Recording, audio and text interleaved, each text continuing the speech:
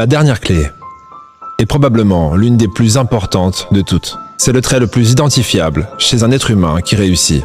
Identifiable parce que vous pouvez la sentir, la goûter, la toucher, la voir, avant même que ça arrive. Cette clé s'appelle l'anticipation positive. La prophétie autoréalisatrice.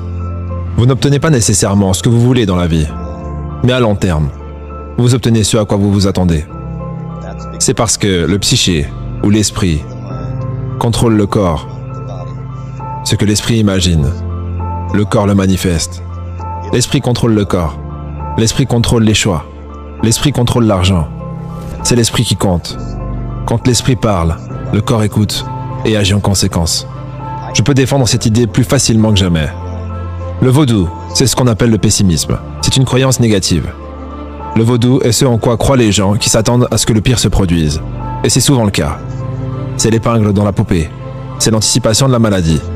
C'est aussi l'anticipation du pire. Et ça a un effet physiologique, puissant, sur notre corps et sur notre vie.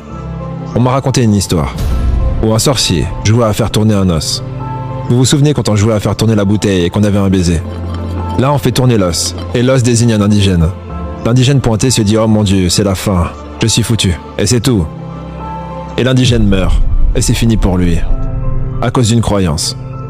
Si c'est l'extrême négatif, qu'en est-il de l'extrême positif? Pourquoi est-ce que la chance, luck, c'est labeling under correct knowledge, alors que la peur, fear, c'est false education appearing real? Si vos connaissances sont erronées sur une chose, vous aurez peur. Si vous avez de la chance, c'est parce que vous agissez selon une connaissance correcte.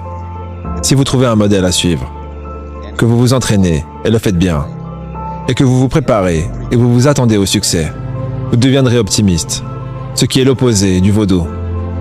L'optimisme est un high naturel, obtenu par les gens qui se préparent à gagner, qui s'inspirent des modèles qu'ils ont, de ce qu'ils étudient et de la persévérance qu'ils investissent dans leur préparation.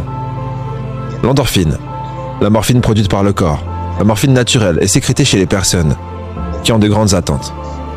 Les opioïdes sont consommés par ceux qui ont de faibles attentes. Et parce qu'ils ne sont pas optimistes quant à leur avenir, parce qu'ils manquent d'estime de soi, parce qu'ils pensent n'avoir aucun contrôle. Leur conscience leur dit qu'ils doivent être comme tout le monde.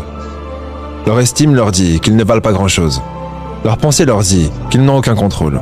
Leur image d'eux-mêmes leur dit qu'ils n'ont aucun objectif. Et leur anticipation leur dit que le seul moyen d'être heureux, c'est de prendre une dose. Juste une. Les personnes ayant une faible estime de soi, avec de faibles attentes,